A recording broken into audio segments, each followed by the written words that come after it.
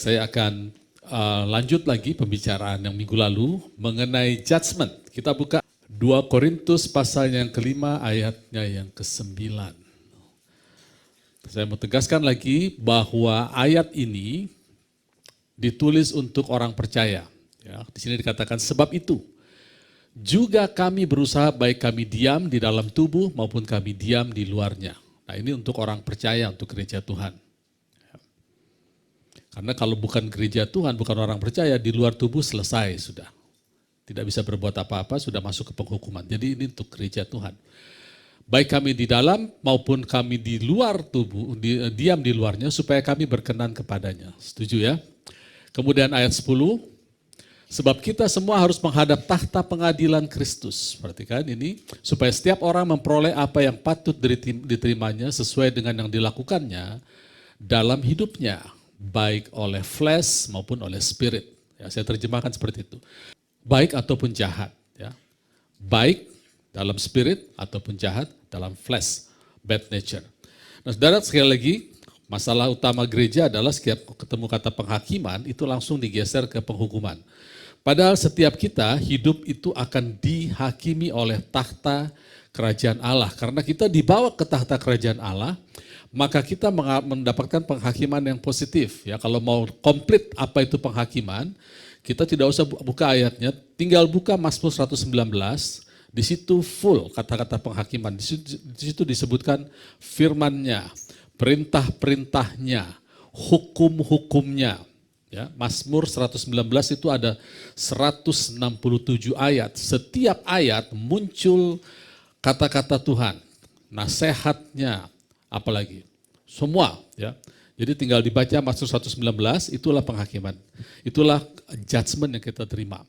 Jadi setiap hari kita dijudge. Kalau saudara bilang misalnya ada anak-anak Tuhan khususnya yang biasa di bawah pengajaran grace, kata-kata ini agak-agak tertolak, saudara. Kita sih sudah diampuni, dikuduskan, jadi kita nggak mau lagi dihakimi. Jangan salah, kalau kita tidak mau dihakimi oleh Tuhan, kita akan dihakimi oleh dunia.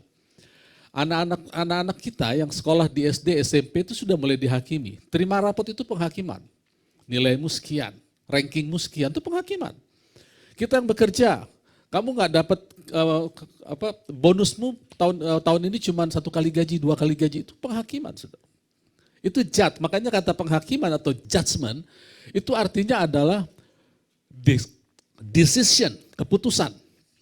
Betul ya? Itu artinya keputusan. Kita mau naik kelas atau tidak, kita diputuskan oleh kepala sekolah. Kita mau belajar atau tidak, kita memutuskan. Kalau kita memutuskan belajar, anak-anak ya, belajar yang baik, ya, maka sekolah memutuskan naik kelas. Semua keputusan, semua penghakiman. Nah sekarang saya mau katakan bahwa kerajaan Allah di mana kita tinggal, waktu kita menerima Tuhan Yesus, kita duduk di sebelah kanan Allah Bapa di dalam Kristus. Allah ingin kita menerima penghakimannya, firman-Nya, hukum-hukumnya, ketetapan-ketetapannya, itu yang di Mazmur 119. Dan semua nasihat-nasihatnya supaya kita terhindar dari penghakiman dunia. Orang yang berjalan dengan penghakiman kerajaan Allah itu punya pola pikir yang lain sekali. Di dalam sekolah, anak-anak yang masih sekolah, misalnya dihakimi, kamu cuma tahun ini cuma ranking 10, atau kamu cuma 13 besar dari 15 murid. Betapa parahnya itu. 13 besar dari 15 murid. Kalau anak ini dihakimi, tahu bahwa dia dihakimi oleh Alkitab. Penghakiman dari Allah, dari kerajaan surga yang mengangkat dia, enggak pengaruh. Karena masa depan dia bukan di ranking, tapi di perkataan Allah. Kan? Orang yang misalnya putus sekolah, nggak bisa lanjut kuliah. Dunia sudah menghakimi, kamu cuma tamat SMA, lulusan SMA berapalah gajinya. Apalah karir yang mau dicapai, itu kan penghakiman. Tapi kerajaan Allah mengatakan hidupmu akan sukses. Kamu akan punya rumah-rumah, kamu akan punya segala sesuatu yang orang dunia cari. Bagimu sifatnya ditambahkan. Itu penghakiman. Jadi kalau kita punya pola pikir penghakiman, mindset kita adalah penghakiman dari kerajaan Allah, maka kita punya pola pikir yang berbeda. Cara jalan kita berbeda, cara pandang kita tidak akan mudah minder. Tidak akan mudah minder. Orang-orang seperti saya udah di atas 50, udah usia pensiun gitu. Itu dihakimi, udah non produktif. Siapa bilang? Siapa bilang? Kita masih bisa banyak berbuat, umur kita masih panjang. Ketetapan Tuhan 120. Itu pun kita bisa pilih mau ngapa kita menghabiskan masa tua kita. Tapi dunia sudah menghakimi, sudah tidak layak lagi. Itu penghakiman. Apalagi kalau sudah masuk ke masalah sakit penyakit finansial. Wah, itu lebih kencang penghakimannya. Kamu sakit, tidak bisa berbuat apa-apa. Tapi Allah mengatakan oleh bilur-bilur Kristus kamu sudah sembuh. Itu penghakiman. Kamu gak terima gaji bulan ini, gak bisa ngapa-ngapain. Tapi Alkitab mengatakan harta bangsa-bangsa akan mengalir ke dalam hidupmu. Itu kan penghakiman. Tinggal kita pilih kita mau dihakimi oleh siapa. Oleh kerajaan Allah atau oleh dunia. Ya. Jadi ingat semua dari mulai anak-anak muda sampai kita yang sudah di usia pensiun. Penghakiman dari kerajaan Allah itu selalu baik. Cuma masalahnya maukah kita menerima penghakiman dari kerajaan Allah saja. Kita buka sekarang 2 Korintus 7 ayat 1. Saudara-saudara yang kekasih, karena kita sekarang memiliki janji-janji itu, ya, marilah kita menyucikan diri kita dari semua pencemaran jasmani dan rohani. Ya, jadi salah satu fungsi penghakiman atau judgment dari kerajaan Allah adalah supaya kita bisa menyucikan diri. Jangan terjemahkan semua perkataan perjanjian baru kekuatan kita, saudara. Kita nggak bisa menyucikan diri. Tapi di sini dikatakan mari kita menyucikan diri. Nah, sekali lagi mereka yang terbiasa di bawah aliran Kris bilang, enggak Pak, kita disucikan satu kali untuk selamanya oleh darah Yesus, bukan kita. Ini ayat ngomong begitu, saudara. Jadi kita harus nurut. Nah, orang yang ada di bawah judgment kerajaan Allah, penghakiman kerajaan Allah, itu tidak akan anti dengan ayat ini. Dan tidak takut dengan ayat ini, karena ayat ini yang menguatkan kita justru. Coba Bapak Saudara bicara di kalangan Kris ngomong ayat ini, bilang, kembali ke perbuatan. Tidak, justru ini adalah kekuatan kita, penghakiman Allah. Allah berbicara kepada kita, itu sekaligus dia merubah natural kita. Setiap kali Allah menghakimi kita, dia mengubah natural kita. Contohnya, ketika Allah mengatakan, akulah sungai, akulah air kehidupan. Barang siapa datang kepadaku akan menjadi sungai yang mengalir dalam hatinya. Jadi natural kita dirubah. Akulah batu penjuru, kamu yang datang kepadaku, aku akan jadikan batu-batu hidup. Jadi kalau Allah bicara, natural kita dirubah. Jadi kalau Allah menghakimi kita, kita menjadi seperti yang Allah hakimi atau Allah putuskan. Makanya dikatakan penghakiman itu adalah eternal judgment.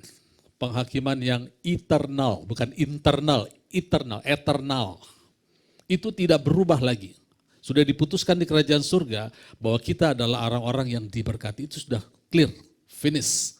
Ya, cuma kalau kita tidak bisa menerimanya, kita tidak mendapatkan. Ya, marilah kita yang menyucikan. Jadi kita yang menyucikan diri kita dari semua pencemaran jasmani dan rohani. Dengan demikian menyempurnakan kekudusan kita di dalam takut akan Allah. Jadi kita justru penghakiman itu membuat kita takut akan Allah dalam pengertian respect akan Allah. Kita menjadi respect, jadi takut. Coba buka sebentar ayatnya di Yesaya 48 ayat 10. Di perjanjian lama kalau Tuhan ingin melebur umatnya, dia akan masukkan mereka ke dalam padang gurun. Ya, atau masukkan mereka ke dalam kesengsaraan, ini salah satunya. Ada banyak contoh ayatnya, tapi ini salah satunya. Sesungguhnya aku telah memurnikan engkau, namun bukan seperti perak. Tetapi aku menguji engkau dalam dapur kesengsaraan. Ya, saudara, ini salah satu ayat saja. Kalau bangsa Israel dimasukkan ke dalam padang gurun. Supaya apa? Supaya ujung-ujungnya adalah kita dimurnikan. Apa tujuan pemurnian itu? Kok sepertinya nakut-nakutin ayat ini? Tidak, saudara ya. Pemurnian itu sebetulnya untuk memisahkan. Kalau ada bapak saudara yang bekerja di tambang emas, ya, emas yang akan dimurnikan itu dipanaskan sehingga keraknya terpisah dari yang asli. Nah, keraknya itu yang dibuang. Nah, sekarang kalau kita disuruh menguduskan diri kita pada saat kita menghadapi masalah, itu ada sifat jelek kita yang keluar. Jangan diikuti, malah dimatik, malah dibuang itu. Malah kita bilang, Tuhan, aku tahu, aku mulai jealous, aku mulai marah, aku mulai putus asa. Nah, itu yang dibuang. Jangan malah menuntut Tuhan.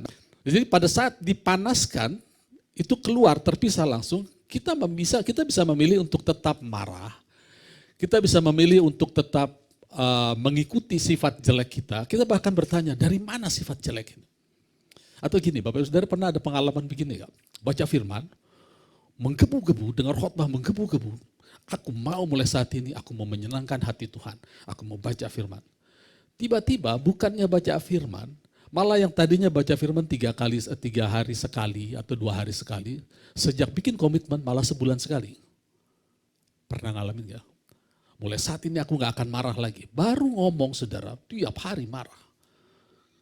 Kita bisa benci sama orang di rumah kita benci sama anjing kita, sama kucing kita benci sama tukang parkir, semua kita benci. Padahal kita berbilang, aku mau mengasihi Tuhan, aku ingin Kristus keluar dalam hidupku. Tiba-tiba terjadi seperti itu.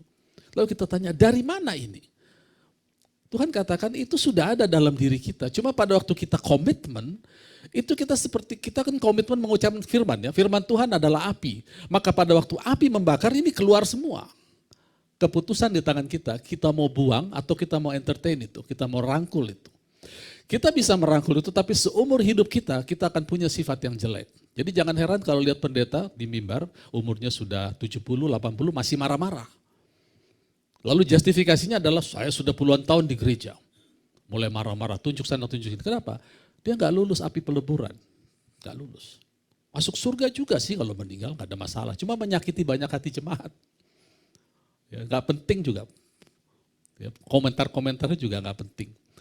Karena dia menghindari proses pemurnian ini. Tuhan memurnikan supaya akhirnya emas itu kok dimurnikan. Emas yang belum murni itu keras. Ya. Kita pakai cincin ini kalau emas berapa karat itu masih keras. Tapi kalau emas logam murni, logam mulia itu lentur sekali. Itu tujuan pemurnian adalah supaya kita lentur terhadap firman Tuhan. Karena ada masalahnya begini. Kita buka Amsal 25 dulu. Amsal 25 ayat yang kedua.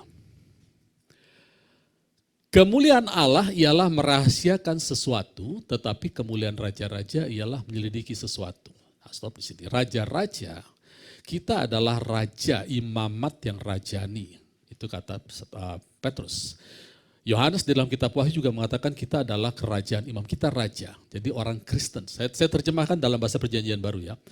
Kemuliaan Allah adalah merahasiakan sesuatu, tetapi kemuliaan orang Kristen adalah menyelidiki segala sesuatu. Setuju ya? Saya terjemahkan dalam bahasa perjanjian baru. Lanjut ayat 3. Seperti tingginya langit dan dalamnya bumi, demikianlah hati raja-raja tidak terduga. Seperti tingginya langit dalamnya dan dalamnya bumi, demikianlah hati orang Kristen tidak terduga. Ini kan masalah, saudara. Ini masalah. Tuhan menyimpan rahasianya yang disebut misteri, dan kita orang Kristen menyelidiki, karena kita sudah satu spirit, artinya ada misteri kehidupan di dalam Kristus yang sangat berharga, yang menghakimi kita setiap hari, memakmurkan kita, melepaskan kita dari malapetaka. Tapi masalahnya ini hati raja-raja tidak terduga, kita nggak tahu di dalam siapa, makanya dikasih Roh Kudus. Ada Roh Kudus pun kadang-kadang kita nggak tahu, tidak mengerti bahwa kita punya kesembuhan, kita punya harta yang berlimpah, kita punya masa depan yang indah. Asal kita mau dihakimi oleh firman Tuhan. Gak tahu apa masalahnya. Ayat selanjutnya menjelaskan. Ayat 4. Sisihkan sanga dari perak, maka keluarlah benda yang indah bagi pandai emas. Apa itu sanga? Sanga itu kotoran, saudara. Jadi kalau ada emas dibakar atau perak dibakar, kotoran keluar itu disisihkan. Sehingga keluarlah perhiasan yang indah.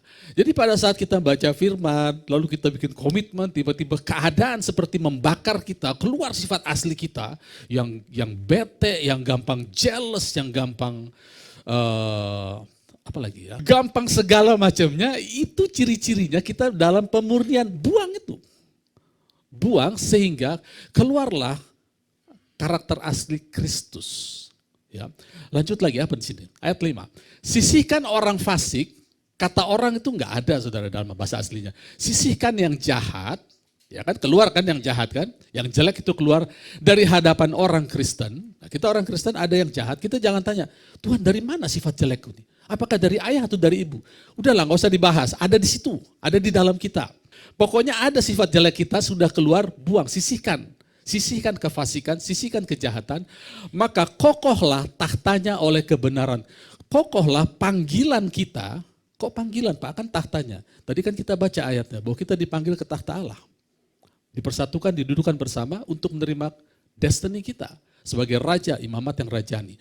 Kalau kita buang itu, sekali lagi saya katakan ini bukan perbuatan tapi ini adalah kekuatan dari Tuhan. Kita membuang sifat jahat kita pun itu kekuatannya dari Tuhan.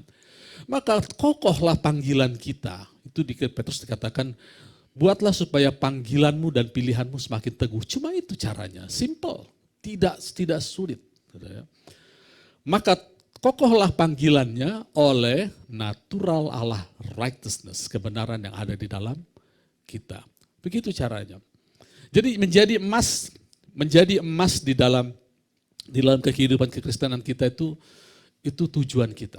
Ya, semua termasuk yang lagi bicara juga harus setiap hari.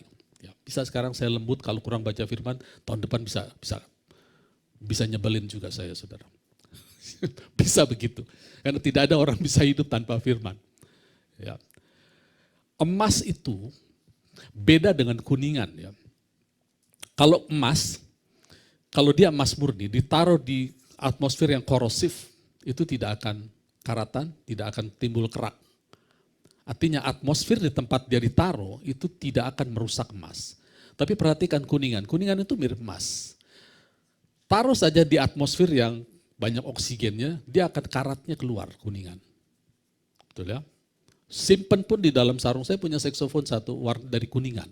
Saya simpen di dalam tempatnya. Begitu dibuka setelah setahun, jarang saya main, saudara. Dibuka itu banyak keraknya. Makanya banyak orang Kristen yang palsu divinity-nya, ya. Sekalipun dia sekolah tinggi teologi gitu ya, tapi tidak murni, tidak lewat peleburannya Allah, tidak lewat masa pencobaan terhadap iman, itu mudah dipengaruhi oleh atmosfer yang terjadi saat ini. Sekarang ini atmosfernya makin jahat, saudara. Bayangkan satu hamba Tuhan bikin statement salah, kumpulan hamba Tuhan bikin webinar menyerang yang satu. Bagi saya yang satu sama yang nyerang sama-sama itu adalah nggak benar. Bukankah kita hamba Tuhan? Kita semua ya. Tugasnya adalah, job deskripsinya adalah menyatukan jemaat dengan iman, unity in faith. Kita tidak didesain untuk unity in doctrine. Doktrin yang sehat keluar dari iman yang sehat. Gitu ya. Lalu dikatakan perhatikan imanmu, perhatikan jemaat, perhatikan dirimu, perhatikan jemaat, perhatikan dirimu, perhatikan doktrinmu. Gitu ya. Kalau kita memperhatikan pokok-pokok iman, maka kita akan sehat di dalam doktrin. Jadi doktrin itu pengajaran. Penting, tapi harus fresh dari iman. Saya dulu pernah katakan, doktrin Tuhan menyembuhkan orang buta. Caranya, ada yang cuma dibilang jadilah seperti imanmu. Ada yang pakai tanah diaduk-aduk, jadi doktrin. Itu doktrin, saudara semua ya. Tuhan bilang, Tuhan aku menyembuhkan engkau.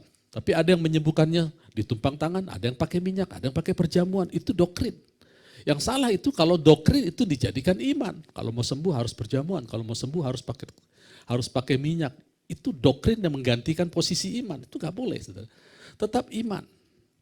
Dulu saya diajari kalau mau menyembuhkan, mendoakan orang, tanya dulu sudah lahir baru belum, sudah terima Kristus belum. Itu doktrin. Tuhan Yesus menyembuhkan orang gak pernah tanya, kamu sudah terima Kristus belum? Hah? Orangnya bingung.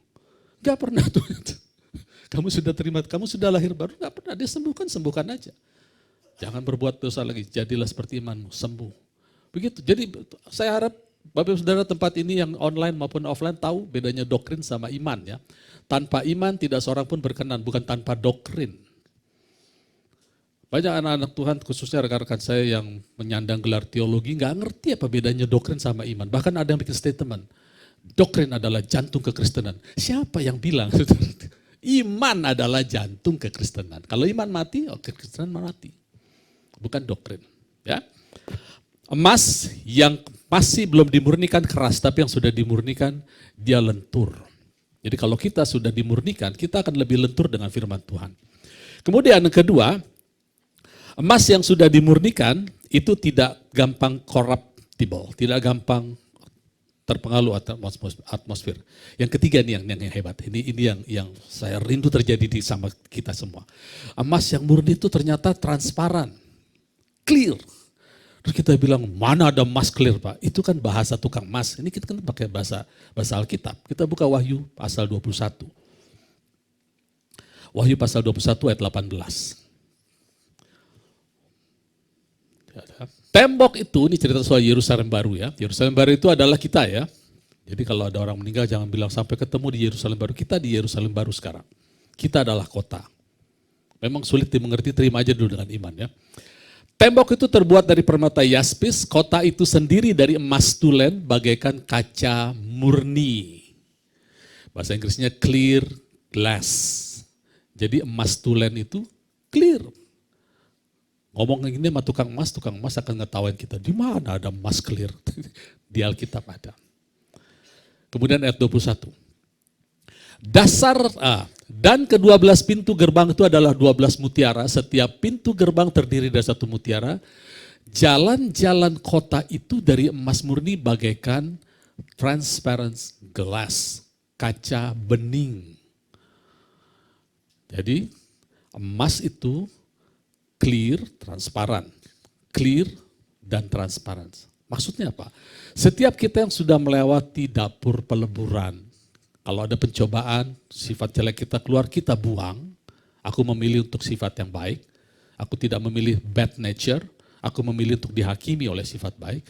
Maka kita menjadi clear dan bening untuk apa saudara? Supaya Kristus muncul di dalam kita. Orang lihat kita seperti lihat Kristus. Karena Tuhan ingin melawat manusia melalui kita.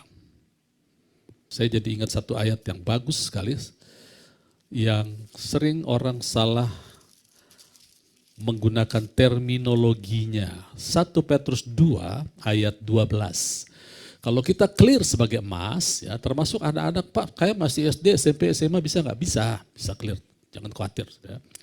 Milikilah cara hidup yang baik di tengah bangsa-bangsa bukan Yahudi, supaya apabila mereka memfitnah kamu sebagai orang durjana, mereka dapat melihatnya dari perbuatan-perbuatanmu yang baik dan memuliakan Allah pada hari Ia melawat mereka. Ya. Jadi Allah ingin melawat manusia melalui kita. Seringkali kita malah anak-anak Tuhan pakai istilah melawat, aku dilawat Allah.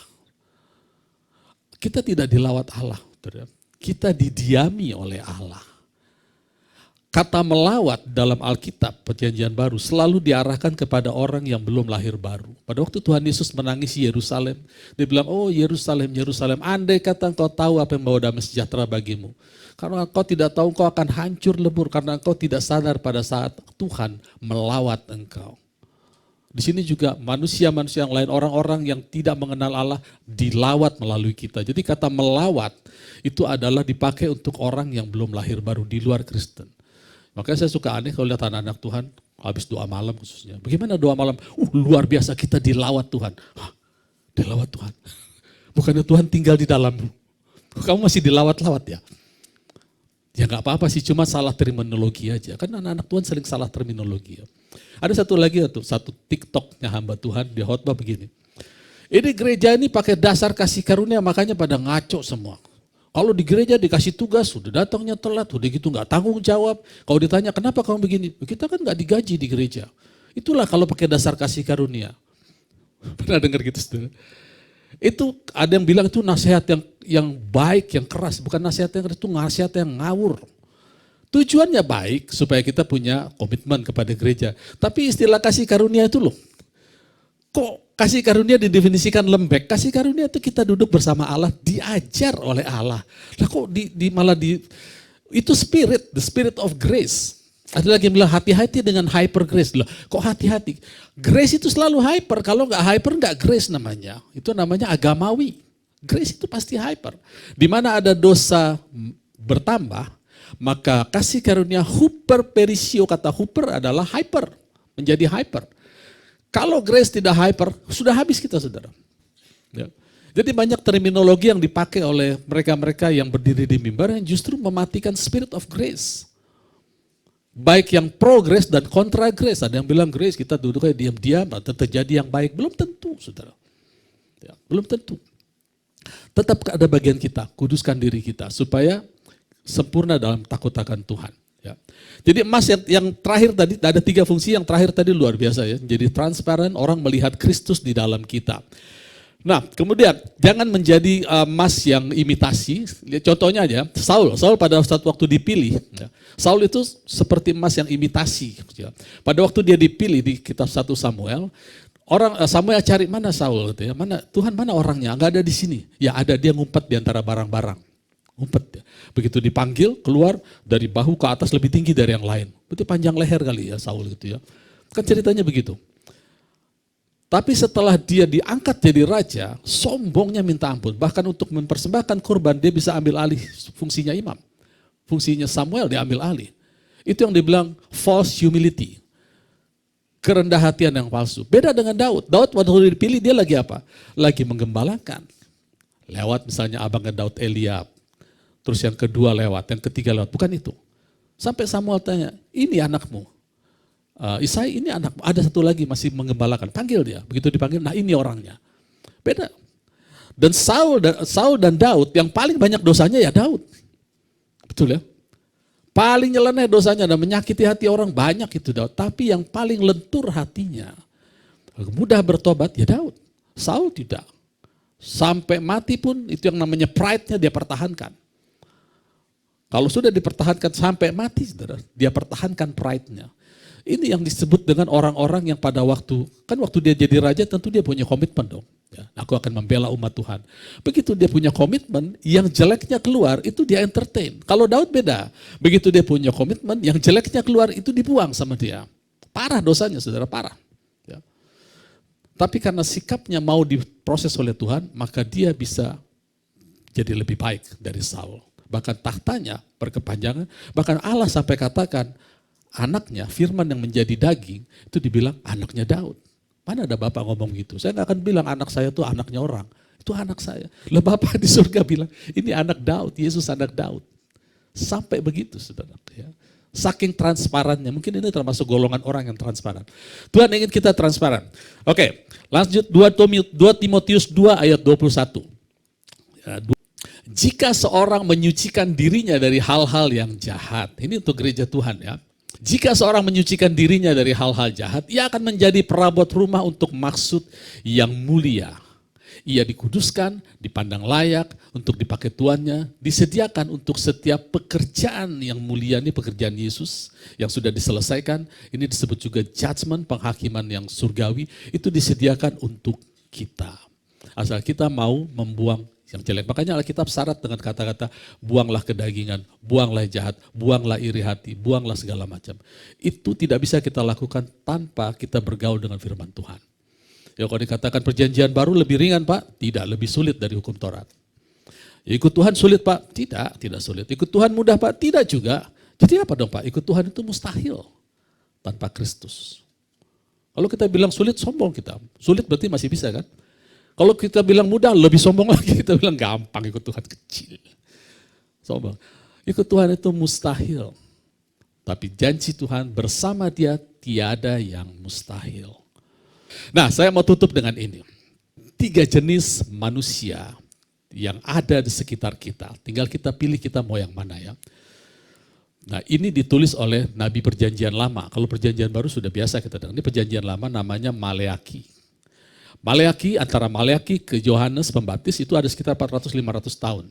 Tapi uniknya, ya, saya mau pakai Maleaki ini, karena Maleaki ini menulis surat untuk nasihat untuk gereja Tuhan, tapi pakai gaya perjanjian lama. Ini unik nih, ya, menarik ini ya. Pakai gaya perjanjian lama, karena dia nggak punya Alkitab, Yesus belum datang, Yohanes Pembaptis belum datang, tapi dia bisa menubuatkan tentang manusia perjanjian baru. Maleaki ya, kita buka. Nanti dia yang mendefinisikan ada 3 golongan manusia. Maleaki pasal 3 ayat 1. Lihat, aku menyuruh utusanku supaya ia mempersiapkan jalan di hadapanku. Siapa ini? Yohanes Pembaptis. Ya, lihat Maleaki menubuatkan tentang kedatangan Yesus. Dengan mendadak, Tuhan yang kamu cari itu, yaitu Yesus Kristus, akan masuk ke bait-Nya. Tuhan akan masuk ke bait. Jadi kedatangan Tuhan Yesus yang pertama, itu masuk ke bait-Nya, untuk masuk bersatu dengan kita. Kedatangan yang kedua, dia akan datang untuk bait-Nya. Beda ya. He will come to His temple, itu kedatangan pertama. Kedatangan kedua, He will come for His temple, untuk menyambut bait-Nya. Ya, kita. Kemudian, malaikat perjanjian yang kamu kehendaki itu sesungguhnya ia datang firman Tuhan semesta alam. Ini malaikat tulis ya. Kemudian ayat 2, siapakah yang dapat tahan akan hari kedatangannya dan siapakah yang dapat tetap berdiri apabila ia menampakkan diri. Sebab ia seperti tukang pemurni logam dan seperti sabun tukang penatu. Ini buat untuk kita gereja Tuhan. Tuhan Yesus sampai sekarang akan seperti seorang pemurni logam. Di sini dikatakan ayat 3. Ia akan duduk seperti orang yang memurnikan dan mentahirkan perak. Ada ayat yang mengatakan setelah ia menyelesaikan segala sesuatu maka ia duduk di tahta kasih karunia, di tahta Allah. Ia duduk. Di sini juga dia duduk. Tapi dia tidak diam, dia memurnikan, dia menghakimi. Saudara tahu bahwa kita dimurnikan dengan penghakiman dari surga? Kamu anakku, kamu manusia Allah, itu kan penghakiman dari Alkitab. Kamu diberkati, kamu berkelimpahan, harta bangsa-bangsa mengalir kepadamu. Kamu gak jahat, kamu bukan orang yang gampang cemburuan. Kamu imamat yang rajani, itu dia sambil duduk sambil ngomong. Saudara. Itu disebut grace, kasih karunia. Kita mau terima atau tidak, gitu kan? Itu masalahnya. Pada saat kita terima, kita akan berjalan dengan penghakiman itu. Maka kita tidak lagi melihat studi kita, pangkat, karir, umur kita sebagai hambatan dalam hidup. Gak akan kelihatan. Karena penghakiman itu spirit, membuat kita hidup lebih hidup. Lanjut, seperti ayat 3. Ia duduk seperti seorang memurnikan dan mentahirkan perak.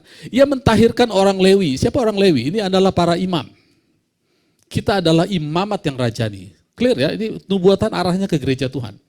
Kita dihakimi. Tiap kita ke gereja harusnya kita mendapatkan penghakiman seperti itu. Sekarang kan banyak penghakiman yang sifatnya bukan dari kerajaan surga. Kelihatannya baik. Misalnya, saudara jangan jadi puntung.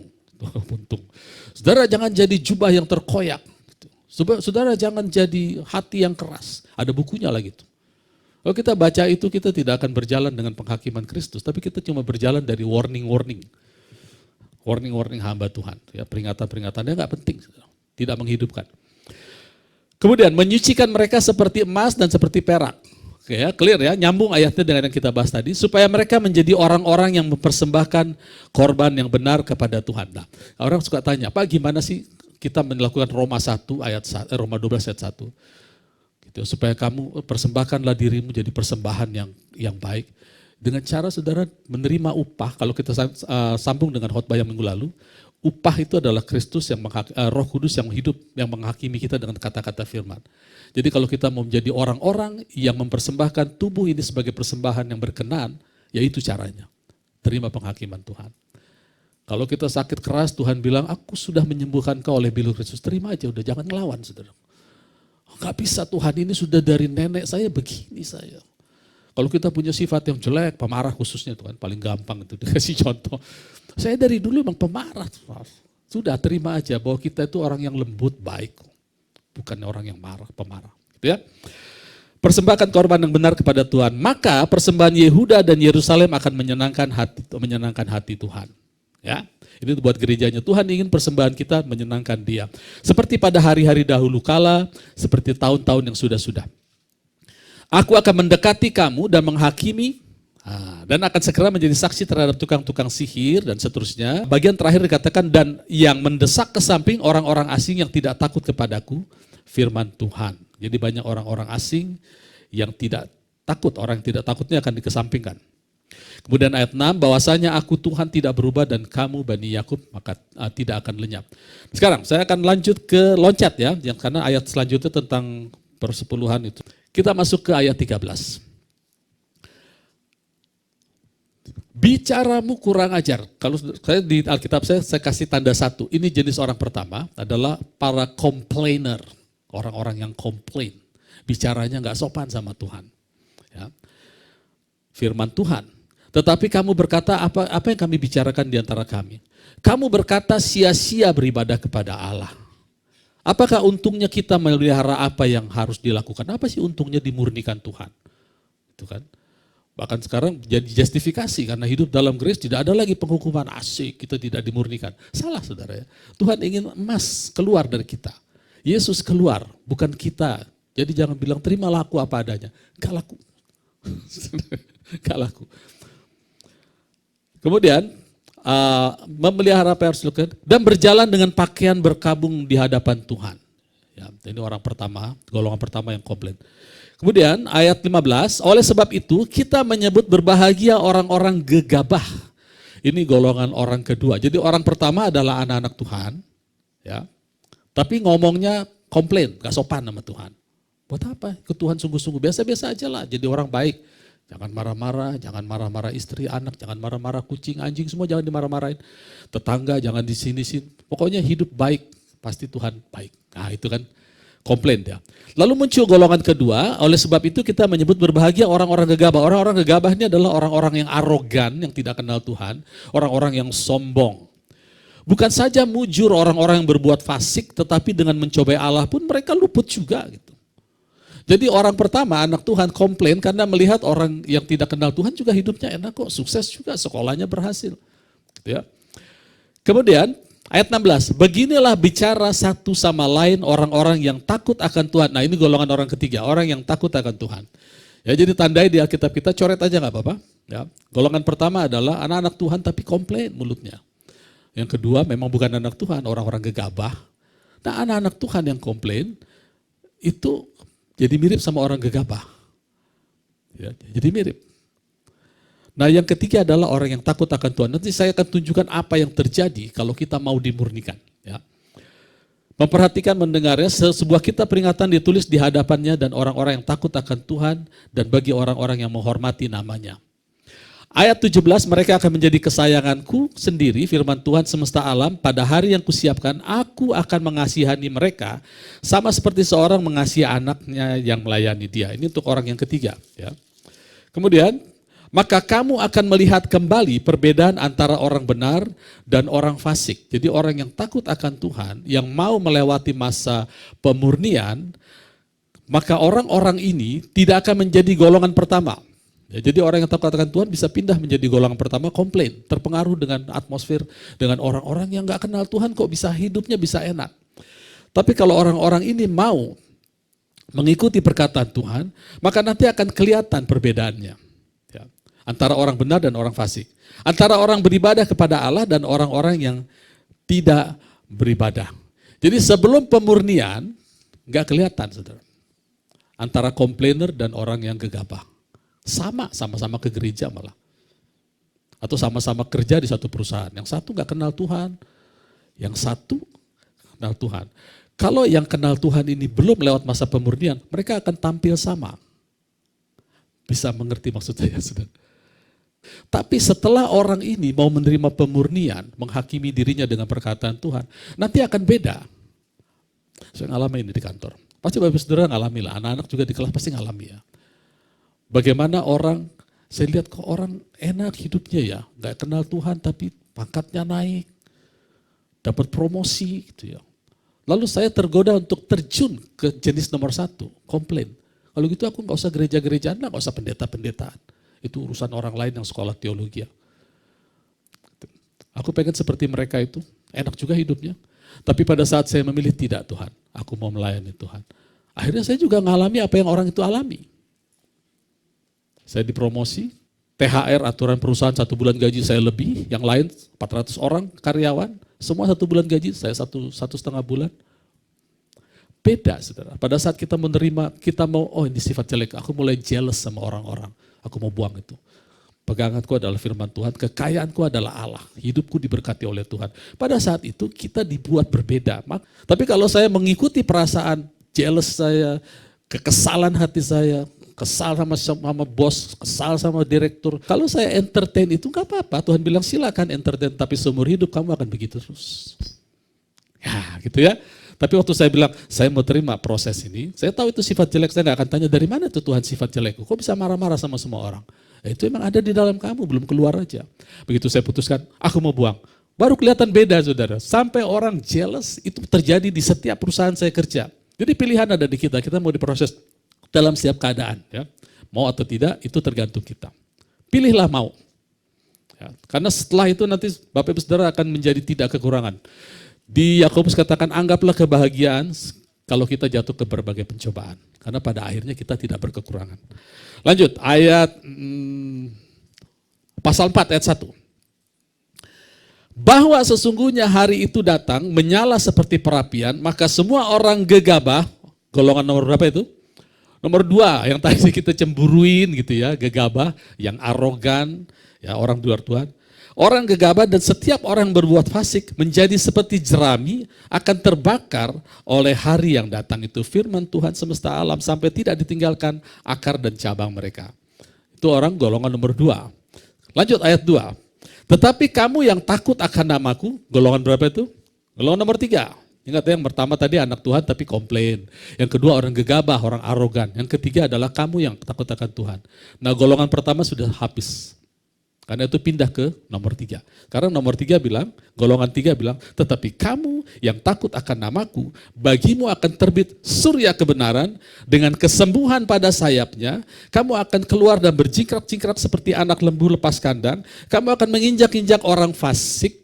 Nah, saya cerita lagi ya. Pada saat saya ditekan di perusahaan, saya dengar firman, mengucapkan firman, bukan naik pangkat, malah ditaruh di pojok. Yang tadinya di depan, ditaruh di pojok, lalu orang mulai ngeledek saya. Dibilang, ini Pak Cep ini ngeyel orangnya. Dibilangin gak bisa pakai bahasa Jawa gitu ya. Makanya sekarang ditaruh di pojok, rasa no gitu kan. Rasain, kamu ditaruh di pojok. Saya diam saudara. Tidak sampai 3 bulan. Saya dinaikkan jadi general manager, orang ini report ke saya, manajer ini report ke saya. Akhirnya setiap mau keluar kota, Pak Cevi saya tanda tangan. Mereka sungkan sendiri, ini terjadi saudara. Pada saat kita mau diproses, maka dikatakan di sini, mana tadi ayatnya? Kamu akan menginjak-injak orang fasik. Posisi kita di atas, injak-injak itu. Jangan diinjak-injak lah saudara, kasihan. Ya. Sebab mereka akan menjadi abu di bawah telapak kakimu pada hari yang kusiapkan itu. Firman Tuhan semesta alam dan seterusnya. Oke, mau diproses saudara? Enak dihakimi.